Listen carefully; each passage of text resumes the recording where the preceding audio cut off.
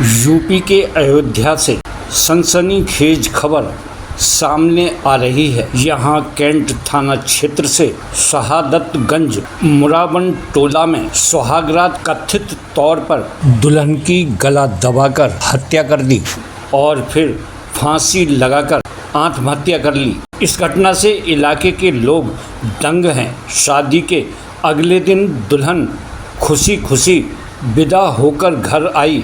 मंगल गीत गाए गए, रस्में निभाई गईं, घर में पकवान बने, हर तरफ खुशी का माहौल था। मगर इसके बाद सुहाग रात पर कुछ ऐसा हुआ कि जिसकी किसी ने भी कल्पना नहीं की होगी। सुहाग रात के अगले दिन जब रिसेप्शन होना था, उस दिन घर में मातम पसर गया, खुशियां पल भर में बिखर गईं। चलिए बताते हैं कि पूरा मामला क्या है। दरअसल सुहाग रात के अगले दिन दूल्हा दुल्हन कमरे में काफी देर तक बाहर नहीं आए। घर वालों ने उन्हें बुलाया मगर अंदर से कोई आवाज़ नहीं आई।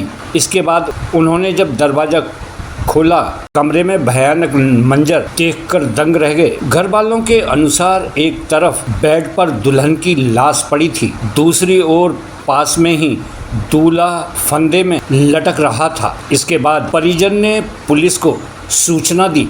पुलिस ने दोनों का शव कब्जे में लिया और पोस्टमार्टम के लिए भेज। रिपोर्ट के अनुसार दोनों की पोस्टमार्टम रिपोर्ट सामने आ गई। इसी से राज का पर्दा उठा। आखिर दोनों की मौत कैसे हुई और क्यों हुई? पोस्टमार्टम रिपोर्ट के अनुसार दुल्हन की गला दबाकर हत्या की और फिर थोड़ी ही देर बाद फांसी लगाकर सुसाइड कर लिया। हालांकि दूल्हे ने ऐसा क्यों किया, यह सभी के लिए रहस्यमय बना हुआ है। पुलिस इस बारे में जानकारी जुटा रही है। बीते 7 मार्च को प्रदीप की शादी मानतू राम की बेटी शिवानी से हुई।